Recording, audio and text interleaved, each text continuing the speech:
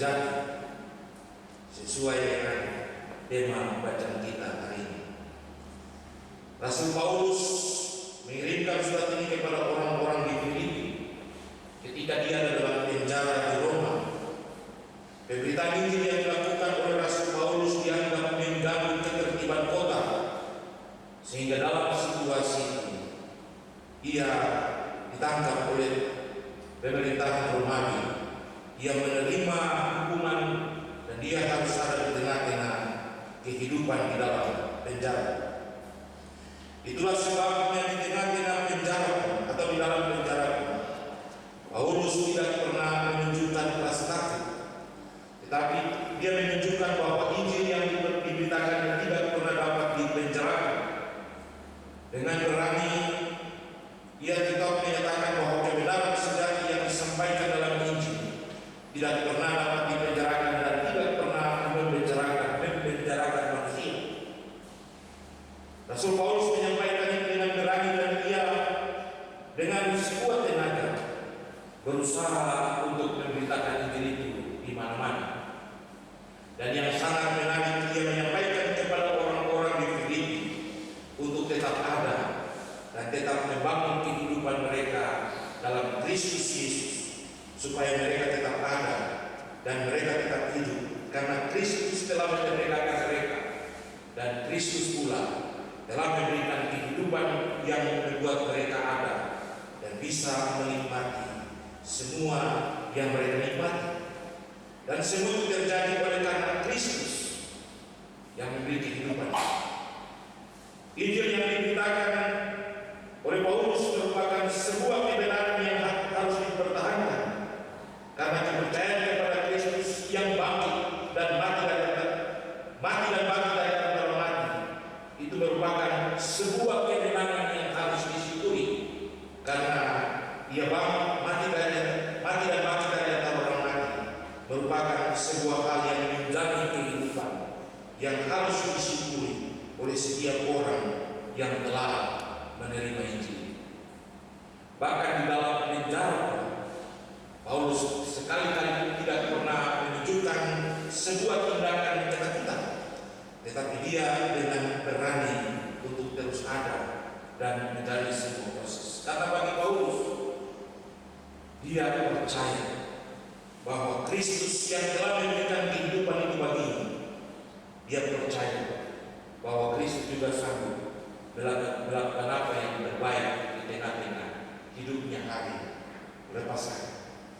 Itulah sebabnya dia bilang, sebelum aku mengenal Kristus, aku melakukan apa yang bisa aku lakukan sesuai kehendak. Namun ketika aku mengenal Kristus dan melihat kehidupan di belakang, aku merasa bahwa semua itu merupakan kebodohan bagi diriku. Tetapi mengenal Kristus adalah sebuah keuntungan bagi diriku. Itulah pernyataan Paulus ketika dia ada dan dia memahami segala macam hal yang dia alami di tengah-tengah pergumulan pelayanan. Itulah sebabnya ayat yang ke-10 pada bacaan kita hari ini, setelah ditangkap oleh Allah dalam Kristus di pintu gerbang Damsik, Paulus menganggap segala sesuatu yang telah dialami oleh hidupnya di masa yang lalu merupakan sesuatu yang mendatangkan kematian dan sesuatu yang merupakan sebuah kebodohan atau kerugian bagi dirinya. Dia menganggap bahwa keinginan-keinginan di masa lalu merupakan sebuah hal yang akan membawa dia kepada kehancuran dan penderitaan yang tiada akhirnya. Namun ketika ditangkap oleh Allah, ia benar-benar mengalami sebuah kebangkitan di tengah-tengah hidupnya untuk mampu melakukan apa yang harus dia kerjakan di tengah-tengah pergumulan yang dia harus kerjakan. Rasul Paulus tidak puas diri dengan kenyataan bahwa ia setelah memperoleh anugerah Allah. Ia tidak merasa puas kalau anugerah Allah yang telah diterimanya merupakan bagian yang akan dinikmati di tengah-tengah hidupnya dengan penuh sukacita dan tidak bisa diberikan kepada orang lain. Itulah sebabnya anugerah Allah yang diterimanya itu ia berikan juga kepada orang lain, supaya orang lain juga bisa menikmati anugerah. Penderitaan dan kematian Kristus serta kebangkitannya menuntut Paulus untuk dan bergerak, bangkit, dan melakukan sesuatu hal yang harus dikerjakan. Karena sebuah pembenaran menurut Paulus merupakan sebuah hal yang harus ditanggapi untuk dibuang atau disiarkan di tengah-tengah kehidupan orang lain. Sehingga kalau dia bilang tadi, kalau belum mengenal Kristus merupakan sebuah kebodohan bagi dirinya, namun ketika mengenal Kristus merupakan sebuah keuntungan bagi dirinya. Kalau kita baca dalam Filipi pasal 1 ayat 21, secara jelas dia bilang, karena bagiku hidup adalah Kristus dan mati adalah sebuah keuntungan. Karena melakukan kehendak Allah adalah sesuatu yang membawa keuntungan bagi dirinya.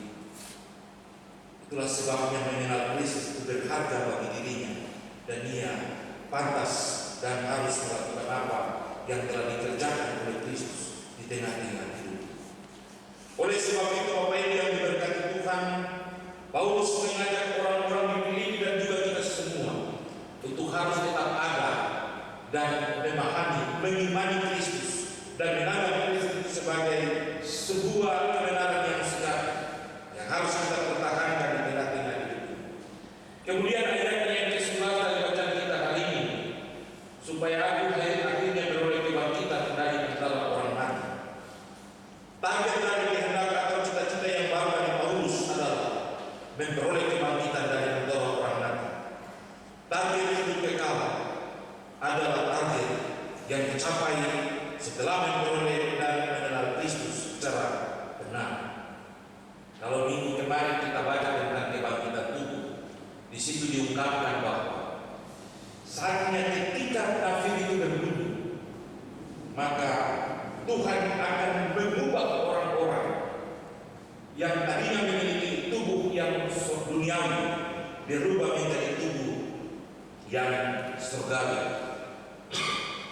Mereka yang telah mati akan dibangkitkan oleh Allah dan diberikan tubuh surgawi, supaya semua akan menikmati kehidupan bersama dengan Allah.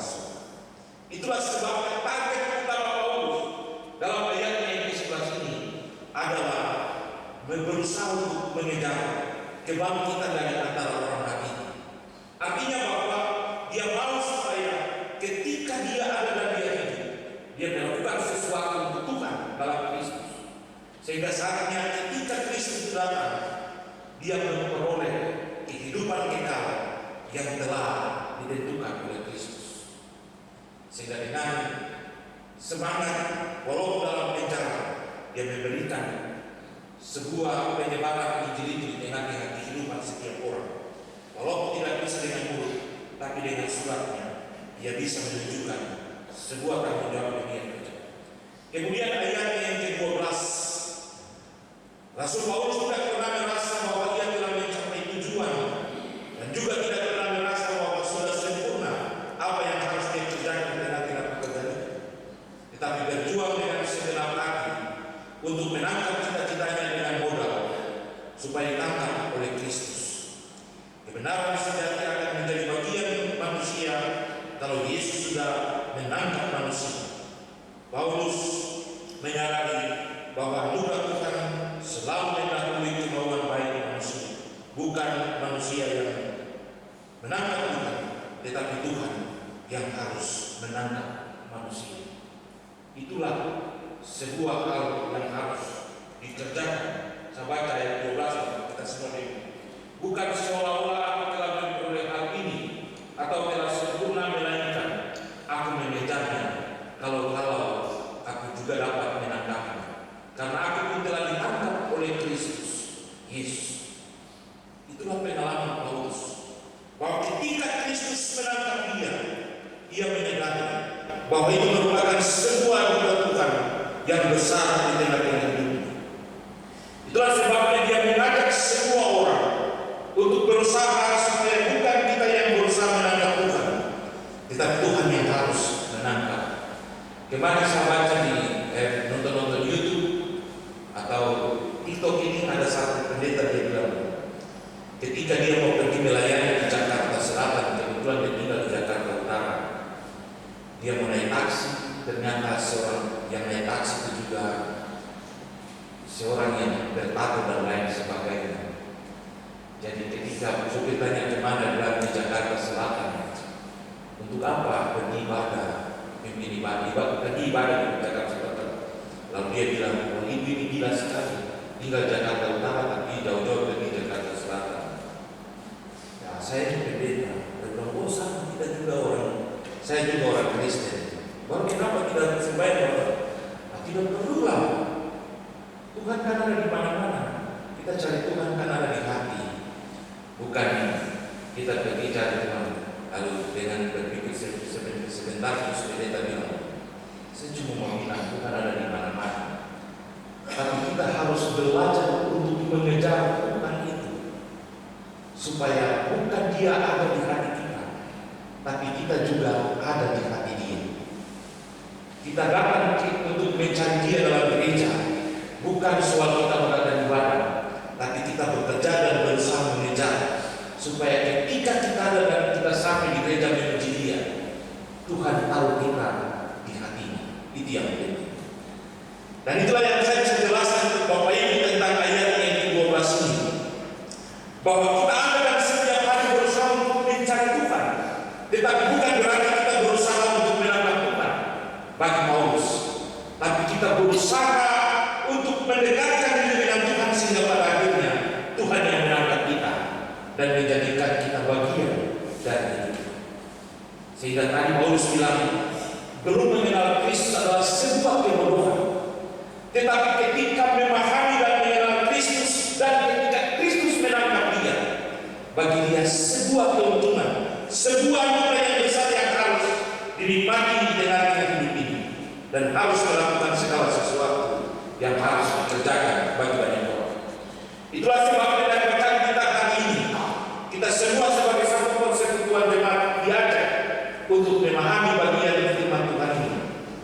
Kita harus menyadari bahwa kebenaran sejati adalah sebuah kehidupan yang kita peroleh dalam Kristus Yesus. Mengenal dan mengikuti Kristus dengan setia adalah sebuah keuntungan yang harus kita lakukan. Paulus sebagai seorang pembunuh orang-orang Kristen, ia begitu arogan melihat orang Kristen. Tetapi ketika ia menyadari bahwa Kristus adalah kebenaran yang sejati, mengenal dan mengikuti Kristus dengan setia adalah sebuah keuntungan baginya, maka ia menunjukkan sebuah sikap bahwa mengikuti Kristus jauh lebih menguntungkan daripada memikirkan hal-hal yang bersifat dunia. Yang kedua, Bapak Ibu, kebenaran sejati bukan soal teori tentang Tuhan, tetapi pengalaman Tuhan dalam hidup sehari-hari. Kadang-kadang kita baca kitab, kita memahami dan mengerti tentang Tuhan, dan kita menganggap bahwa Tuhan itu ada, tapi kita tidak pernah mengimani, dan kita tidak menunjukkan sebuah tindakan yang harus kita kerjakan di tengah hidup ini hari dan masa. Ketika para murid baku melawan tentang jabatan, Tuhan, kira-kira siapa yang terbesar di antara kami? Apa tindakan Yesus kepada mereka? Apakah Yesus tunjuk satu persatu? Oh Petrus, karena saya kenal kau pertama dari kau yang lebih hebat. Apakah Yudas? Tidak, karena dia berdarah. Tidak. Yesus cuma mengangkat seorang anak tampil di tengah mereka dan berkata, aku berkata kepadamu, jika kamu melayani anak kecil seperti ini, maka kamu telah melakukannya untuk aku. Dan ketika kamu melakukan perkara-perkara yang kecil, kamu bisa diberikan perkara-perkara yang besar. Bukan soal jabatan, tapi soal tindakan, perbuatan yang harus kita lakukan di tengah-tengah hidup. Itulah sebuah kebenaran sejati yang harus kita kerjakan, bahwa mengenal Tuhan bukan berarti karena teori, tetapi kita menunjukkan sebuah tindakan dan perbuatan yang kita tengah-tengah hidup ini hari lepas. Yang Kebenaran sejati mengubahkan manusia dan dalam mengubahkan pola pikir, mengubahkan kehendak dan cita-cita, mengubahkan standar hidup, dan pasti mengubahkan pola dan cara hidup kita masing-masing. Itulah kebenaran yang sejati. Yang keempat, kebenaran sejati bukan kata-kata yang benar, tetapi perbuatan yang benar. Yesus bilang untuk para murid, kamu akan disebut muridku apabila kamu saling mengasihi. Bukan kata-kata yang benar, tapi bilang sebuah tindakan yang benar yang membuat orang mengakui bahwa kita adalah orang-orang atau pengikut-pengikut Kristus. Yang kelima, kebenaran sejati membuat orang memilikinya, mengalami sukacita yang benar. Sukacita bukan karena hal-hal lahiriah, sukacita karena hal-hal surgawi. Kadang-kadang kan kita punya istilah makan puji atau terlalu berlebihan itu luar biasa. Kita yang penting orang mengakui dan orang anggap kita hebat itu sudah. Itulah sebabnya Yesus dia bilang kepada Petrus, "Nyala iblis, sebab bukan kamu memikirkan perkara-perkara surga atau apa yang dipikirkan Tuhan, tetapi kamu memikirkan apa yang dipikirkan oleh manusia." Tuhan menghendaki kita memiliki sebuah prinsip bahwa kita adalah kita hidup, dan ketika hidup kita memikirkan apa yang dipikirkan oleh Allah, karena ini merupakan sebuah ajaran surgawi yang kita nikmati di tengah-tengah hidup. Kemudian yang keenam, kebenaran sejati menyanggup orang mengambil bagian dalam penderitaan Kristus di tengah-tengah perjalanan hidup sekali-kali dan mengalami kuasa kebangkitan Yesus tiap-tiap kali. Paulus sudah dia hanya mengejar supaya dia diangkat oleh Kristus. Pengalaman hidup kita menuntut kita untuk harus mengejar sebuah tindakan yang harus kita kerjakan yang menyenangkan Allah dalam Kristus di tengah-tengah hidup ini. Kita semua pasti telah mendengarkan kisah tentang Ratu Elizabeth dan Pangeran Ludwig dalam cerita Das Rosendahl, keajaiban bunga mawar. Ratu Elizabeth yang begitu luar biasa dengan kasih sayang dan kebaikannya membagi roti di tengah-tengah kehidupan orang-orang miskin. Pangeran Ludwig yang berusaha untuk menghancurkan ratu dengan tindakan-tindakan ketidaksukaan. Ketika ditangkap dengan membawa sekeranjang roti, ditanya apa itu? Nah, ini cuma bunga, padahal roti satu keranjang. Dengan ujung pedang Pangeran Ludwig buka bentuk keranjang supaya bisa lihat roti yang ada dalam sekam supaya menangkap sang putri Elizabeth. Tetapi ketika bentuk keranjang terbuka, yang di dalamnya setangkai bunga mawar yang segar. Keajaiban terjadi ketika kebaikan itu dilakukan di tengah-tengah hidup.